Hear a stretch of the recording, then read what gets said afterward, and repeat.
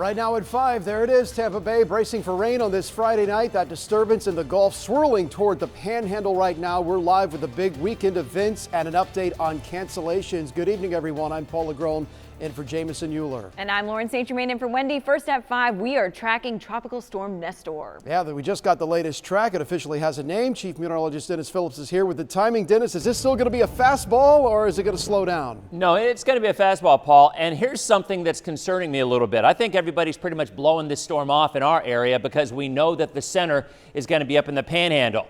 But we've been saying this for the last couple of days. There's the center of circulation. There's the center of Nestor. There's all the weather. It is all to the east of that center. So by the time this moves inland, there's a chance some of this could wrap around a little bit. But I am telling you, folks, we are going to be in for a rough night of weather. Now, what am I talking about?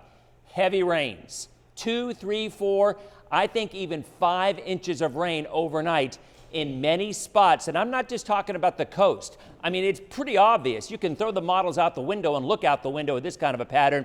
This is coming our way. So what does that mean for tonight? It means that if you are stuck and you don't want to get outside, that's probably a good idea because driving is going to be pretty nasty. Or I'm not really all that concerned about wind out of this for our area, although there will be some wind if we get some strong thunderstorms.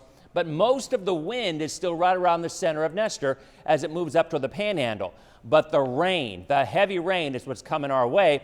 So you look at this track, obviously well to the west-northwest of us, but there's still such a strong southerly wind, and because of that, that's why I think water will start to pile up. 1, 2, maybe 3 feet of storm surge at high tide tomorrow morning between about 5 a.m. and 8 a.m. around, say, the Bayshore area. 2 to 4 foot storm surge from Clearwater north, so that includes Dunedin, Ozona, Newport Richey. I mean, all the way up the coast, there will be some surge. That will not make it inland. That's just along the coast. But what will be inland is some areas of flooding just because we are going to get some decent rainfall totals tonight.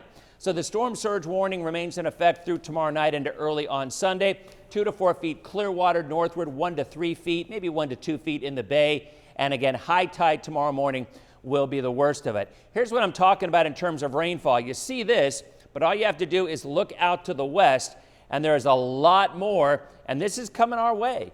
So overnight tonight, check out Futurecast. This will get your attention. This is through 6:30, 7, 8, 8:30 tomorrow, or rather later tonight, right? Some heavy rain. And then look to the rest of the overnight. It is going to rain heavily off and on all night long. Possibly some stronger storms. The good news out of this is we're going to get some very decent rainfall totals. The bad thing is probably too much of a good thing that lingers right on through the overnight. The second half of the weekend looks a heck of a lot better than the first half, and I'll have it all for you with Florida's most accurate 7-day coming up in a couple of minutes.